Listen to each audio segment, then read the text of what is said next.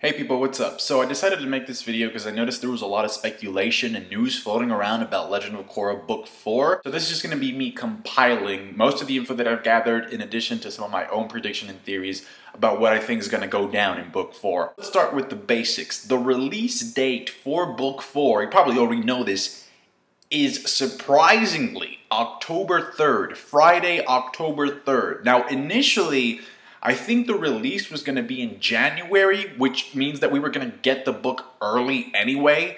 But the fact that it's less than a month away, whoa. It came out of nowhere to me, honestly. You grow used to the idea of getting one book per year, and now we're getting two books. And this is actually the final book of Korra, so it's like, what the hell happened? I think that this has everything to do with the fact that Legend of Korra is no longer on TV, and that it's online only. Because if it's online only, you have a lot less issues with scheduling and release dates, because you don't have to worry about it being part of a certain lineup or programming. Now, it's no secret that this show has suffered a lot of leaks that go online way before the official release date of the episode, so I wouldn't be surprised if we were actually able to see something way before October 3rd. The name of Book 4 is called Balance, which I like because that's the Avatar's goal, to bring balance to the world, so it adds that sense of finality to the series. When the creators announced this, they actually released a video and they're standing behind a screen that says Book 4. According to the picture, Chapter 4 of Book 4 is called The Calling. In addition, they also released this picture along with an announcement saying that they will be attending New York Comic Con. Now, if that's the way Korra's gonna look in Book 4, I gotta say that's a badass looking Korra. She kind of reminds me of the way that Sakura's gonna look in the last Naruto movie. Now,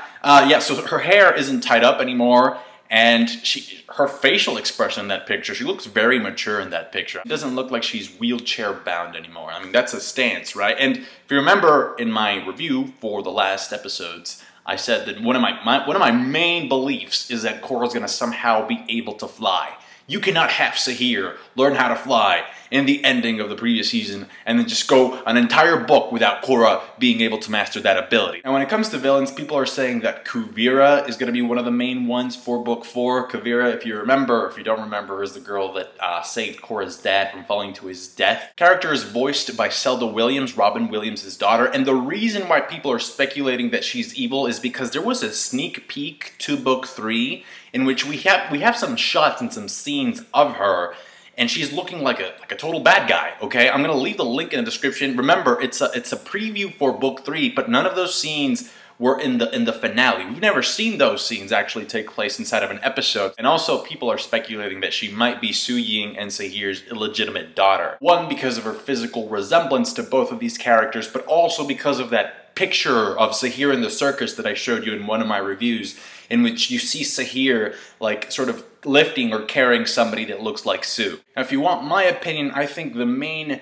antagonistic force of Book 4 is going to be the Red Lotus still. Because if you remember in the finale, it was stated that, you know, oh, there's still a bunch of Red Lotus members that we don't know of. We don't know where they are. We have to be very careful about these people. So I think a new head of the Red Lotus organization is going to emerge, because news is going to get around that Sahir was defeated, and then the Red Lotus is going to have to congregate and be like, okay, what do we do now? The title of the book, Balance, to me is very telling. To me, that means that by the end of this season, there's going to be some type of peaceful order throughout the entire world. There has to be a sense of harmony that abounds throughout the 4 nations. And we've already seen the beginnings of this with Jinora being appointed the new leader of the Air Nomads. So according to Tenzin, they're gonna go like throughout the world, you know, try and help people. But I think one of the things that Tenzin is gonna have to learn is that, yes, it's good to go around and help people, but at the same time, you have to have some type of established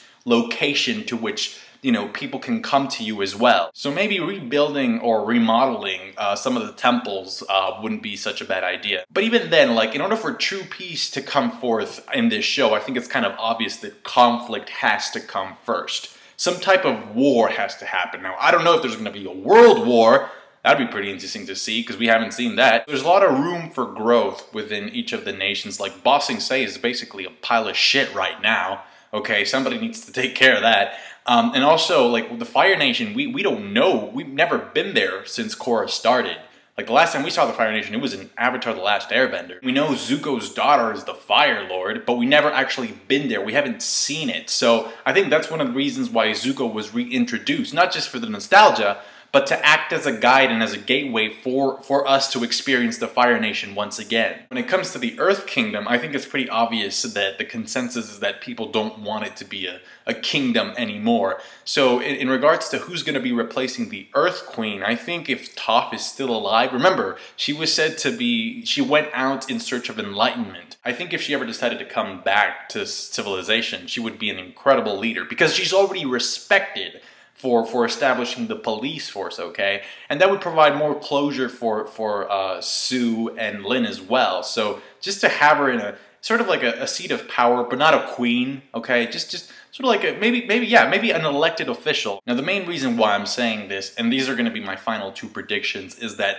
the creators have to find a way to give us a reunion with the characters of Last Airbender that are still alive. Like there has to be a scene with Zuko and Katara and Toph even. You know, there's too much nostalgia invested in this for that shit not to happen. Which is why people were pissed off at the end of Book 3 because they were saying, well, why wasn't Katara in Janora's ceremony?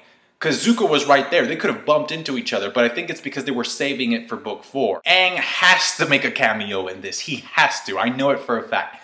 There's just no other way that you can sort of tie up the show and then not have this happen. Therefore, I also strongly suspect that Korra is going to be able to find a way to reconnect with her past lives as well. Obviously, fans are still going to want more Avatar even after Korra has ended. I even heard a comment saying that they wanted the entire cycle to be completed, so the next Avatar would end up being an Earthbender and then a Firebender. But I gotta be honest, because Nickelodeon decided to pull the show from TV, I actually think this is the last. We might get some comic books later on to expand on the world, unless some other network, you know, works out a deal with the creators and they invest, you know, a heavy sum of money to produce another book. But even then, like I remember, I don't know if it was like, who was it, like Michael or Brian, who said that if somebody were to tell them the story and the guy was like, I'm going to tell you a story, but this story doesn't have an end, that they would just walk out of the room because they feel like stories have to come to an end. They have to have a concise ending that just brings everything together because it's incredibly fulfilling to have that. So I don't know how that's going to work out if they decide to continue. Thank you so much for watching. I really appreciate your thumbs up. Subscribe to my channel for more Korra related updates or anime related videos if you're interested in that. Yeah, so if there's some breaking news, like if a trailer comes out or something, you can bet that I'm going to be talking about it, so make sure to subscribe. Thank you so much for watching. Leave me your comments or theories or predictions down below, and I'll catch you guys later. Bye.